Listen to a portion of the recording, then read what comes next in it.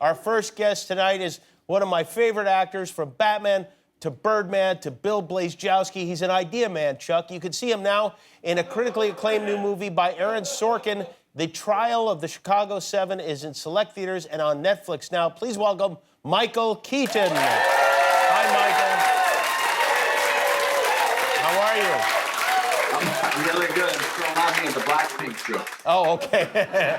Very funny. Are you still? Very funny. Are you still? That's not Pink, though, is it? No, Pink is a different person. That's not like a. Okay. Yeah. I thought maybe Pink had another, like Andy Kaufman when he was. Yeah, no.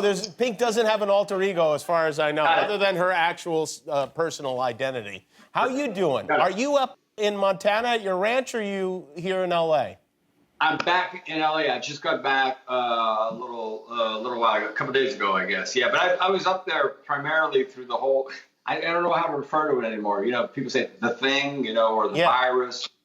But I avoid saying the China virus. That I avoid. That's a good. I think that's a good policy. Don't say that unless you're the president of the United States.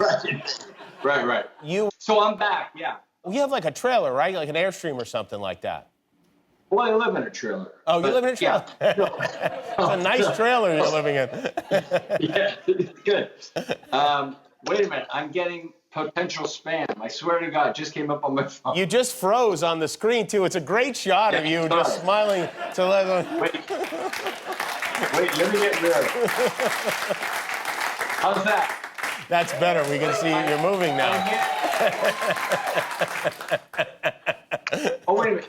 Hold on, it's DoorDash. Hold on a second. Oh, are you getting a food delivery? No. I swear to God, it was potential spam. Just came up on my. Oh, I believe it. You did freeze for a minute. But I did. I went up my Airstream, and I think you have one, right? No, I have a Winnebago. I am not driving a trailer. I'm driving a full rectangle. Yeah.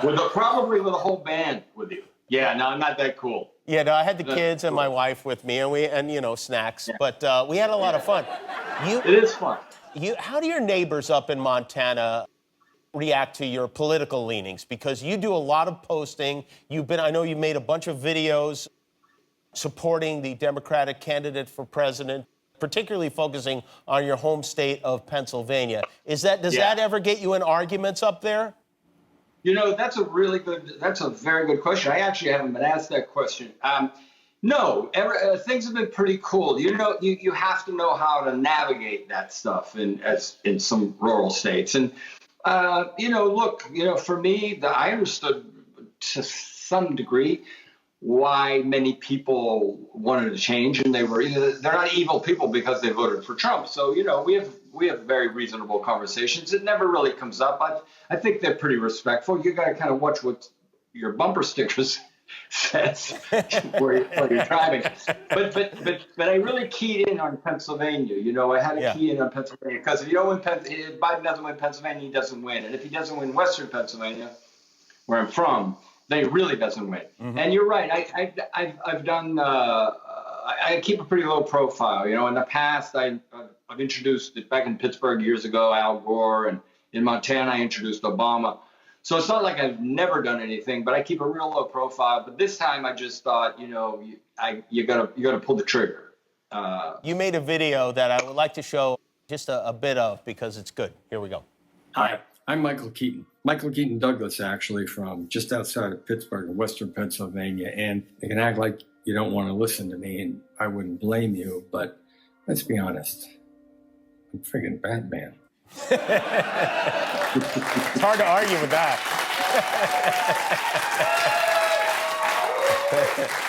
I'm glad you brought this up. First time I've played that card, buddy.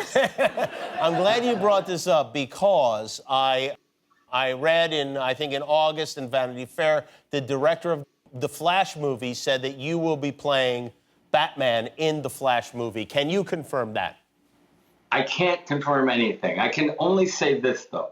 Mm-hmm. You're like a comic book guy, right? Yeah, I like them. Yeah. Still are. But if I recall, you're like a Spider-Man guy, right? Yeah, I'm going to be in the Spider-Man. You're going to be in the next Spider-Man, right? I'm playing Kraven the Hunter in the next Spider-Man movie. This is where everybody's supposed to applaud. Thank you.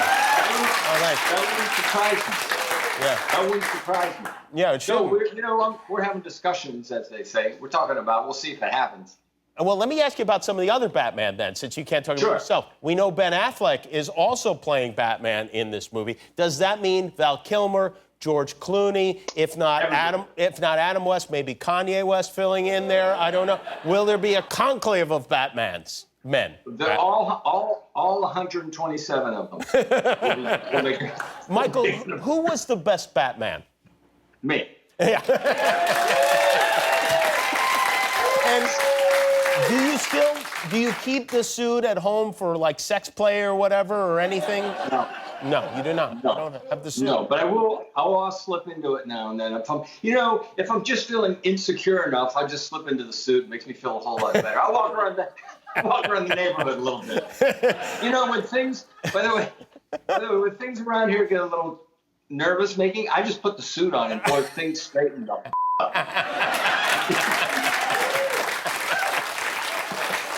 By the way, can I share something with you? Yeah, what do you got? They asked me, we were having some technical difficulties. Yeah, before. right. And you have to position yourself and make sure you're in the audio's on and everything. So they made me, like I was 10, sit on pillows. Oh, really? Yeah. And I ran out of pillows because I still wasn't getting high enough. So I'm going to show you one of the things I'm sitting on. Hold on a minute. Okay. I'm sitting on the Mueller report.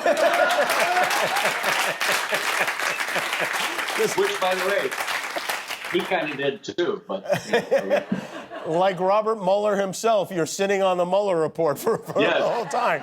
All right, we're going to take a break. When we come back, we're going to see part of this movie, The Trial of the Chicago 7. Michael Keaton really is with us. We'll be right back. Hey, Bill. Ramsey Clark. Pleased to meet you, sir.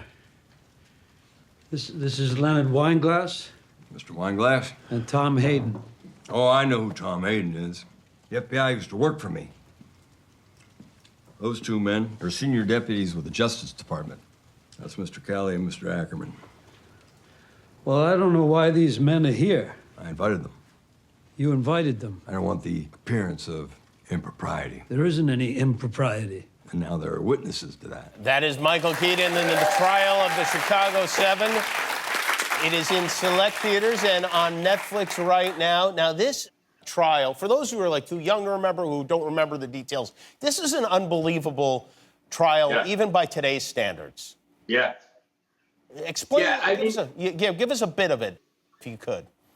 Well, I had forgotten a lot of what had happened, and I played Ramsey Clark, and Ramsey Clark was kind of a wild card who was an very independent attorney general under Johnson, and he was his own man, so he made his own decisions about things, and they never expected that to happen. That most of the stuff in this movie, almost all of it, was all based on fact, but what Sorkin does is so extraordinary because just when you think you're in this long run, you get sucked into this long run of a very dramatic treatise. You're right in the middle of it. He'll just drop these great little gems, these really little witty, funny lines that kind of lift everything up.